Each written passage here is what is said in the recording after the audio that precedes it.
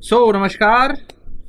मैं हूं डॉक्टर परमजीत। आप देख रहे हैं doctor education. COPD chronic obstructive pulmonary disease, इसके बारे में बात करेंगे। ये क्या है? ये एक लंग की बीमारी है कि आपके फेफड़े, आपके लंग पहले से डैमेज है। तो अगर आपको ऐसी कोई बीमारी है कि फेफड़े आपके पहले से डैमेज है, तो फिर आपको कोई दूसरी बीमारी हो जाती जैसे कोरोना, जैसे कोविड, तो आपके लिए बिल्कुल घातक साबित हो सकती है। तो इसीलिए आपको ये बीमारी के बारे में थोड़ा समझना ज़रूरी है कि सीओपीडी होता क्या है। सीओपीडी का मतलब उसमें दो मेन बीमारियां घुसाई जाती हैं, इन्हें के आई जाती है, जिसका नाम है क्रोनिक ब्रोंकाइटिस, जो कि एक लंबे समय में आपको बार बार खांसी हो रही है, बार बार म्यूकस हो रहा है, बार बार खांसी, बार बार म्यूकस, बार बार खांसी, बार बार म्यूकस, क्रोनिक ब्रोंकाइटिस लंबे समय, यानी 3-4 महीने से ज्यादा। एम्फाइसीमा उसका दूसरी बीमारी है। एम्फाइसीमा मतलब लंग जो है लंबे समय में डैमेज हो गए हैं। डैमेज का मतलब है लंग के अंदर की जो सांस की नलियां हैं वो लिटरली, उसके अंदर की जो उसका जो सीधापन है वो टेढ़ा फेढ़ा हो गया है, वो फूट फाट गए हैं। उसके अंदर के जो फुफ्फुले हैं वो एक छोटे छोटे होने चाहिए, फूलने करने चाहिए, वो फूट गए हैं। बबल्स सारे फूट गए हैं, तो वो कई सारे फूट गए हैं, सारे तो नहीं, कई सारे फूट गए हैं। तो वो एक पर्टिकुलर जितना हिस्सा फूट गया उतना हिस्सा काम से गया। तो आपका लंग जो है लिटरली आधे से कम बच, जो भी जितना गया उतना से कम बच जाएंगे। So those are the things which you have to remember. ये दो प्रकार की सीओपीडी है, क्रोनिक ब्रोंकाइटिस, एम्फाइसीमा। एम्फाइसीमा या क्रोनिक ब्रोंकाइटिस कई बार कॉम्बिनेशन भी हो सकता है, कई बार बल्कि ज्यादातर केसेस में कॉम्बिनेशन होता है। अब इसके कारण क्या है? कारण, सबसे बड़ा चीज जो प्रॉब्लम है दुनिया का, वो है स्मोकिंग। सिगरेट बैन क्यों नहीं होती? हमारी गलती ना है, ये गलती है सरकार की, जिनको पैसे से ज्यादा प्यार है। तो स्मोकिंग बहुत ज्यादा प्रॉब्लम है, is the main cause of COPD. जितना आप स्मोक करोगे उतने आपकी सीओपीडी के चांसेस भी बढ़ेंगे।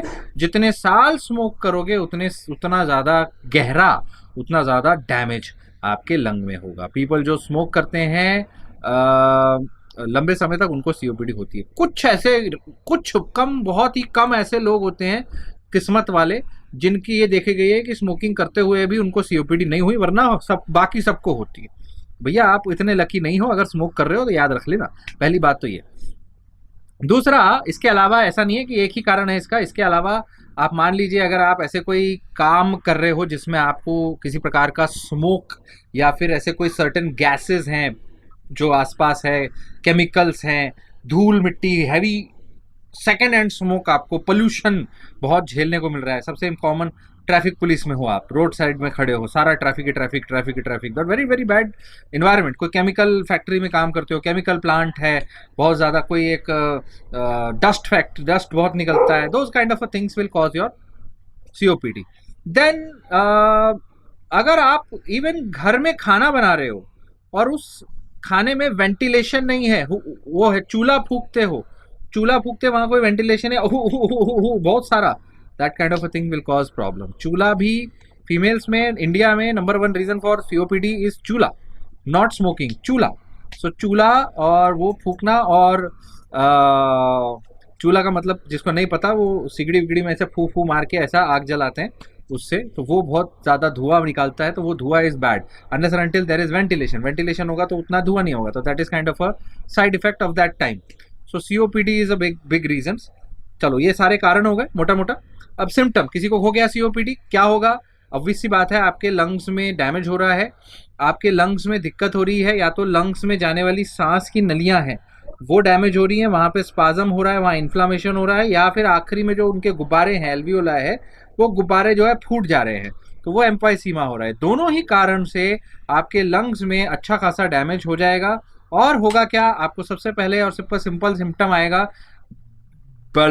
खांसी आएगी, बलगम हो भी सकता है इनिशियल स्टेज में। इन्फ्लामेशन होता है तो बलगम आता है, बलगम आता है, आपको बलगम ज्यादा होगा। और जैसे जैसे वहां डैमेज होने लग जाएगा, वो हिस्सा खत्म हो जाएगा, मर जाएगा, तो वहां बलगम आएगा ही नहीं। या तो जीरो बलगम होगा या ज्यादा बलगम होगा, समझ लीजिए। और उसके अलावा क्या है, अल्टीमेटली लंग्स अच्छे से काम नहीं कर रहे, तो आपकी बॉडी में अच्छे से ऑक्सीजन नहीं जा रहा, तो आपको कमजोरी होगी, फटीग होगी। प्लस आपके रेस्पिरेटरी सिस्टम में जो प्रोटेक्टिव लाइनिंग होती है वो तो गई, प्रोटेक्शन कहाँ से करेगा जब इतना डैमेज हो रहा है? तो वहां बहुत आसानी से इन्फेक्शन हो जाएंगे, बहुत आसानी से रेस्पिरेटरी इन्फेक्शन हो जाएंगे। सुपर एडेड इन्फेक्शन की वजह से इंसान मरता है। सीओपीडी में कोरोना और कोरोना ऐसा होता है फिर। सो उसके साथ में आपको चलने फिरने में, सांस में दिक्कत होगी, थोड़ा सा भी चल रहे हैं सांस फूलेगा, वीजिंग होगी, सांस में आवाज आएगी, सांस की आवाज ऐसी आवाजें आने लगेगी। So those kind of a thing are there. अब ऐसे में क्या होता है, कई लोगों को पता ही नहीं चलता, कई लोगों को पता ही नहीं है कि उनको सीओपीडी है, क्योंकि धीरे धीरे धीरे धीरे धीरे धीरे धीरे धीरे धीरे धीरे सालों में हो रहा है। सो आपको पता ही नहीं चलता। सो अल्टीमेटली आपको पता कैसे चलेगा? आपको पता चलेगा टेस्ट करा के। टेस्ट कैसे करेंगे? Spirometry, pulmonary function test, spirometry नाम का टेस्ट है, जिससे कि आप क्या करते हो, एक मुंह के अंदर आपके एक लगाया जाता है और जितने जोर से हो सके उतने जोर से आपको फूंक मारना होता है। आपको जितने जोर से हो सके उतने जोर से आपको एक स्पायरोमीटर में फूंक मारना होता है। उसमें फूंक मारते हैं तो वो लंग की कैपेसिटी देखता है, और वो लंग की कैपेसिटी जो है वो चेक कर सकते हैं हम कि आपके लंग्स जो हैं वो कितना % डैमेज है, कितने काम कर रहे हैं। और उसके अलावा हम साथ में स्टेथोस्कोप से आपकी छाती में सुन सकते हैं कि किस एरिया में आवाज़ अलग आ रही है, क्योंकि देखो जब वहाँ पे सांस की नलियाँ अलग हो जाती, चेंज हो जाती है, तो आवाज़ भी चेंज हो जाती है। कोई एरिया में एल्वियोलाई फट गए हैं, वहाँ की आवाज़ भी चेंज हो जाती है, क्रैकलिंग साउंड आने लगता है, अजीब सा साउंड आने लगता है। So those kind of a thing will give us an idea कि इसको सीओपीडी हो सकता है। फिर ऐसे पेशेंट्स में हम क्या करते हैं, हम फिर एक्सरे कराते हैं। एक्सरे में डाउट लग रहा है तो सीटी स्कैन कराते हैं। सीटी स्कैन और एक्सरे से हमें आइडिया मिल जाता है कि कितने % कहाँ कहाँ डैमेज हो सकता है। उसके अलावा ब्लड टेस्ट कई बार कर सकते हैं, ABG, आर्टीरियल ब्लड गैस, जिससे हमें पता चलता है शरीर में कितना ऑक्सीजन है, कितना कार्बोहाइड्रेट है। अल्टीमेट काम आपके लंग्स का क्या है? ऑक्सीजन डालना, कार्बोहाइड्रेट निकालना। वो हो रहा है कि नहीं हो रहा? वो नहीं हो रहा, ऑलरेडी नहीं हो रहा तो दिक्कत। उसके ऊपर मान लो कोई इन्फेक्शन हो जाए कोरोना जैसा, तो फिर आपका क्या हाल होगा? सो इसीलिए अगर कोई हम इस प्रकार की चीज़ें सस्पेक्ट करते हैं तो फिर हम आगे जांच करते हैं, उसका कारण ढूंढते हैं, कारण को ट्रीटमेंट करते हैं। ट्रीटमेंट में क्या करते हैं? देखिए ऐसा है, ये सीओपीडी बीमारी हो के ये एक तरीके से वो चीज़ है, जैसे अगर मान लीजिए, सबसे अच्छा एग्जांपल बताता हूँ, चूल्हे के पास रखा रखा कई बार आपके जो कई लोगों के घर में जिसके पास लाइटर है, लाइटर पिघल जाते हैं, प्लास्टिक के लाइटर। कई लोगों के जो दूसरे चीज़ें होती हैं, वो एक बार वो हो गया, वो पिघल गया, वो वापस ठीक नहीं होगा। वैसे ही ये है। तो सीओपीडी एक बार हो गया, उस लेवल तक हो गया कि एम्फाइसीमा हो जाए, वो नहीं ठीक होगा। एम्फाइसीमा नहीं ठीक होता। क्रोनिक ब्रोंकाइटिस मैनेज हो सकता है। So COPD can be manage but can not be cured. Okay, you can manage कि चलो वो लाइटर से काम हो रहा है तो काम कर लो, लेकिन वो पूरा नया जैसा नहीं हो जाएगा। सेम वे हो तो फिर वापस उसको वहीं घर में रखते रहोगे, वो खराब हो जाएगा। तो लंग्स खराब हो जाएंगे तो लंग क्या करोगे? बदलने पड़ेंगे। लंग ट्रांसप्लांट कर सकते हो, पैसा है तब तो ठीक है, नहीं कर सकते जय माता दी। सो आप बचोगे नहीं फिर। So what is the thing?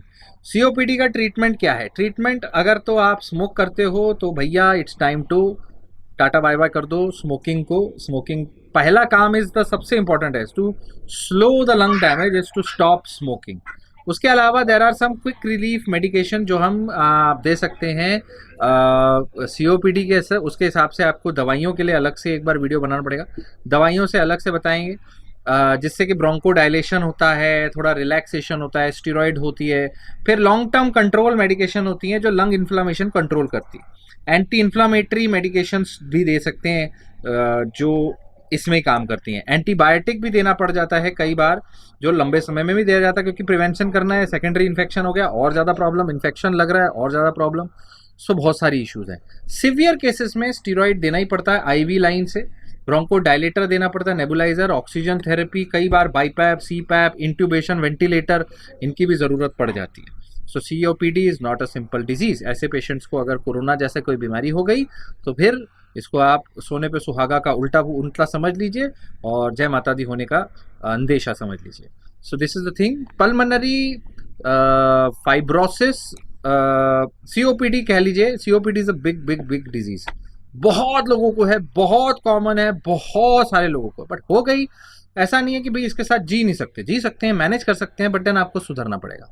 आपको अपने डॉक्टर से रेगुलर बात करनी पड़ेगी, अपनी हेल्थ सीधा करनी पड़ेगी, अपने रेगुलर स्ट्रेस और मूड मैनेजमेंट करना पड़ेगा, पोल्यूशन से दूर रहना पड़ेगा, ठंडे खट्टे से दूर रहना, थोड़ा कम खाना पड़ेगा, ऑक्सीजन की ज़रूरत पड़ सकती है, इन्फ्लामेटरी फूड्स कम खाने पड़ेंगे। हो सकता है बीच में आपको फिर भी आपकी दिक्कत बढ़ जाए और अल्टीमेटली फिर ऑपरेशन की ज़रूरत की बात आ जाए कि भाई अब नहीं मैनेज हो रहा, या तो फिर छोटा मोटा लंग का हिस्सा जो खराब हो गया उसको निकाल दो, या तो पूरा का जैसे एम्फाइसीमा हो गया, एक फट गया, इतना बड़ा गोला बन गया, वो उसको निकालना पड़ेगा, ऑपरेट करना पड़ेगा, या तो फिर लंग ट्रांसप्लांट ही करना पड़ेगा। बट वो बहुत कम लोगों को होता है। सीओपीडी के ज़्यादातर लोग अगर समय पे सुधर जाएं तो सुधर ही जाते हैं, क्योंकि वो एक सांस की बीमारी है, इस लेवल तक पहुंचती नहीं है, लेकिन अल्टीमेटली हो जाता है। फिर लेकिन उसके बाद क्या होता है, इसके साथ चलते चलते सेकेंडरी कॉम्प्लिकेशन आने लगते हैं। सीओपीडी के चलते चलते आपको फिर हार्ट पे प्रेशर आता है, बिकॉज जब लंग सही से काम नहीं कर रहे तो हार्ट पे प्रेशर आएगा, भाई सब जगह ऑक्सीजन पहुंचाना है। सो हार्ट में कभी रिदम प्रॉब्लम, कभी राइट साइडेड हार्ट बड़ा होने लगता है because of the pressure, because lung में प्रेशर बढ़ गया है, right side of the heart pumps the blood into the lungs. So वहाँ प्रेशर वहाँ पे बड़ा हो जाता है heart, so right sided failure हो जाता है, कोर पल्मोनल जिसको बोलते हैं। So these are what, these are the complication. Heart failure, right heart failure, rhythm problem, then there is breathing problem, कई बार लंग कोलैप्स हो जाता है, निमोनिया हो जाता है, और कई बार ऐसी कई सारी चीज़ें हो सकती है। Plus you might have anxiety and other things. So best is to prevent. चुपचाप स्मोकिंग बंद करो, ऐसी कोई चीज़ हो रही है तो दिक्कत बंद करो, रेगुलर हर साल अपना लंग फंक्शन टेस्ट कराओ, या 2 साल में एक बार कराओ, 30 35 40 साल के ऊपर। खुश रहो, बढ़िया से हैप्पी रहो। Prevention is the best treatment. Okay, so this is all about COPD, chronic obstructive pulmonary disease, which you need to know. इसी में कवर हो गया आपका chronic bronchitis और emphysema. I hope you understood. If you did, then please share करिएगा इस video को, like करिएगा, और कोई भी सवाल है आप नीचे लिखिए, we'll try to answer it. Thank you so much. Stay connected, stay healthy.